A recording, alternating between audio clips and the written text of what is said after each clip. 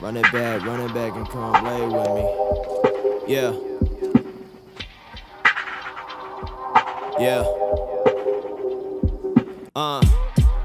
We was riding around in Civic Soul, serving fiends, smoking nicotine, still material. Gotta watch you when it's after dark. Just got evicted and I'm about to chill at the park.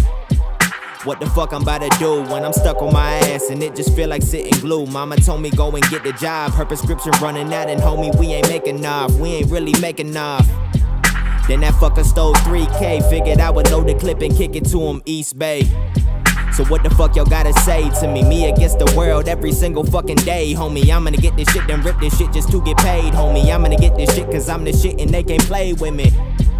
Man, they really can't play with me. Run it back, please come and lay with me. I got off the ride-on bus. It's around 1 o'clock. I ditched school. I was going to Gaithersburg High School at the time. Get off at the bus stop right there. I'm walking. I walk up to the house. Eviction notice on the door. I text my mom a picture of it. I'm like, this makes no sense. Like, we just sold, you know, some Percocets and some Xanax. And that night, I just remember coming out here crying, like crying my fucking eyes out. I was a kid. Like when you cry, you get, at least me, like if I ever cry, I get tired of shit, you know? And I was crying and I passed out on this bench. I was sitting here crying. And this whole song is just to kind of talk about when I was selling bud to live pretty much. So this is before I go to the bench. So it's like, I need to get away from all of this. Like I go from saying, no one in my position, I feel like they never listen. I feel like they never trying. And then I switch it up to saying, and the reason I said I feel like they never trying is because no one in my position, I feel like they never listen. I feel like they never trying. They're never trying to listen to me. They don't want to listen to me. And then I switch up and I go from the people's aspect.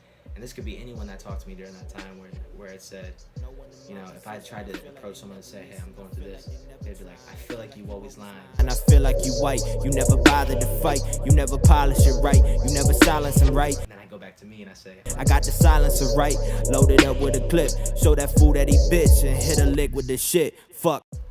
That's just like technical, but like one of the hardest verses I've ever written in my life. After On It, the project transitions into Angels, which is one of my favorite songs on the project.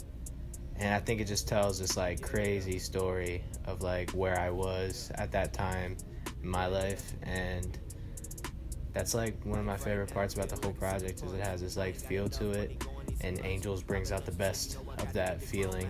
And the mood and the tone of it is really gritty and raw. And that's what we attempted to do from the jump, was just create this really gritty, really raw sounding project, and Angels definitely capitalized on that feeling and that mood.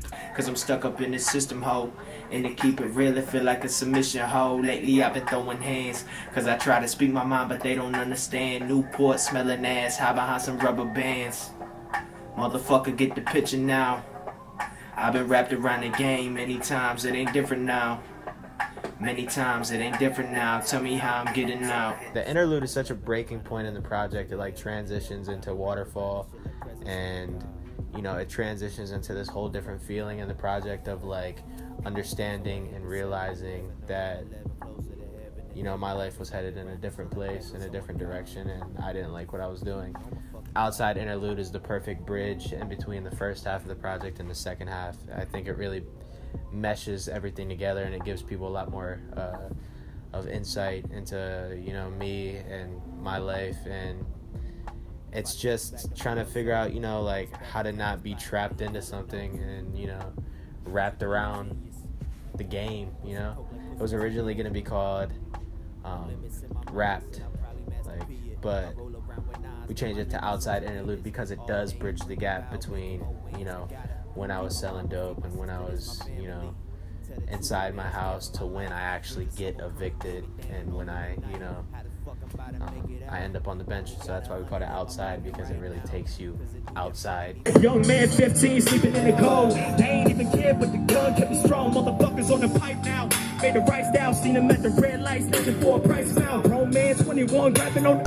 They ain't even care cause the balls is his home. Thinking to myself, I've been lost in the zone. Daily life stressing, everything stay wrong. Streets ain't safe, I just need to run away. Back to the wall, got the world in my face. When he run up in your circle with the same damn tech, and in the same damn breath, he let it rain like a waterfall. Oh. Waterfall. This was the first song we did in February of 2017. That's the song that started off the project, and I knew that was, what I wanted. Just the way I was storytelling, I wanted that to be what the project was. So I feel like we made the story around Waterfall and how I was rapping, because I had never rapped that way before. This whole project, I'm not rapping from my perspective now. In the second verse of that song, where I'm like, damn near 20 years deep up in this bitch, I'm feeling old. Like, even though I'm like damn near 20 years old, I'm rapping from my cousin's perspective, who was damn near 20 years old at that time.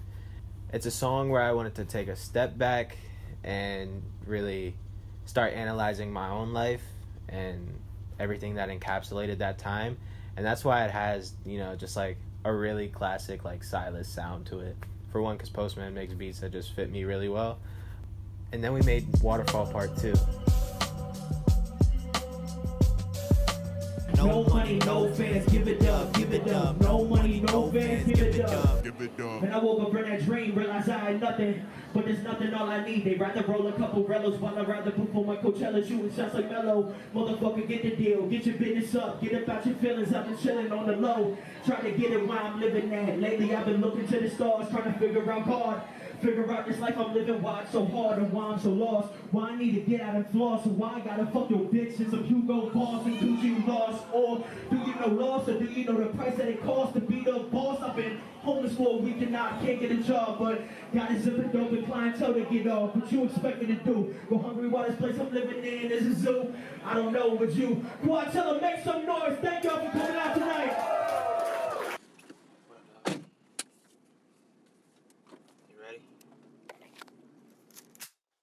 My mom had gone out with that guy. It's like maybe 3-4 o'clock in the morning. She comes home crying. I see her face and it's all bruised up. She has a terrible black eye. My mom at one point had a .357 Magnum. I had the gun. I had called my cousin and I said, I'm gonna kill this guy. He beat my mom, gave him the whole rundown of everything, and he picked me up. And we were driving around Germantown. I just like, it was almost like I just like said, I don't want to. And I was texting this guy and I was like, I'm gonna kill you. And he was like, pretty much like, pull up then. I just want people to know they're not alone, that they can do something and they can get out of situations. And there's a right and wrong way to do everything, pretty much. And like, you can always choose the right way. Because I could have killed the guy that beat my mom, but I didn't.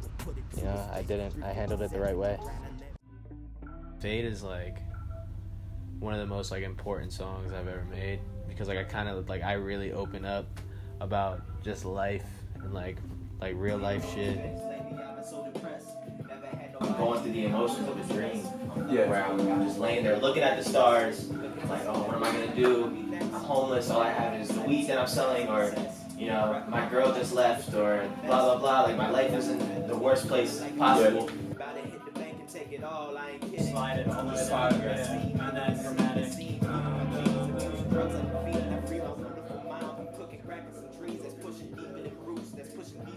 There's verses where it's like I'm rapping from now, and I'm like, I'm doing this, but then like you catch me on the next verse, like, that was all right there. I'm about to kill this dude that punched my mom in the face and gave her a black eye. Like, I'm in a car creeping. 3 a.m. I'm creeping by Germantown in a Beamer, Mob Deep bumping real heavy through the speakers. Those are like my favorite type of beats to rap on. Like, I love beat breaks. They're just mean as hell, and like they just give you so much space to like speak your mind over, especially with like the type of song that is. Like, it was perfect for the song before the outro.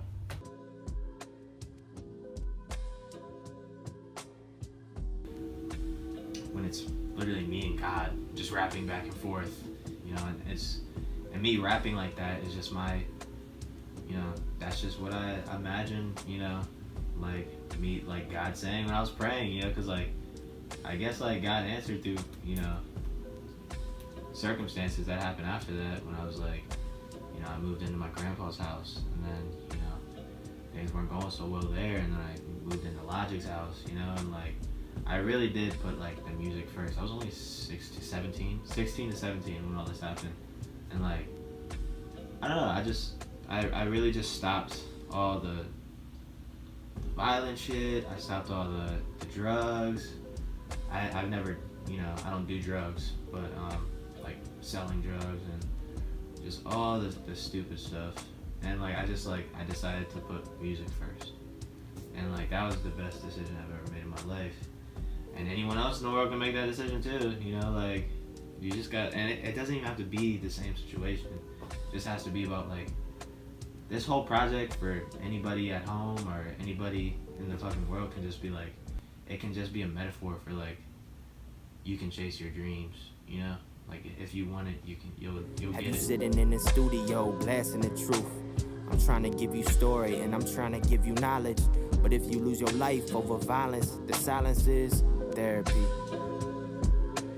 Sickening. Terrible. The silence is terrible. So Anthony, for the last time, let me tell you, you going what you going through, also it can help you, mold you to be the man you really supposed to be. Clearly it seems you wanna focus on your dreams. To make an example, your last name means king. It's what's supposed to be. No one else you need to please. No one else you need to please. No one else you need to please. No one else you need to please. Follow your dreams, you king.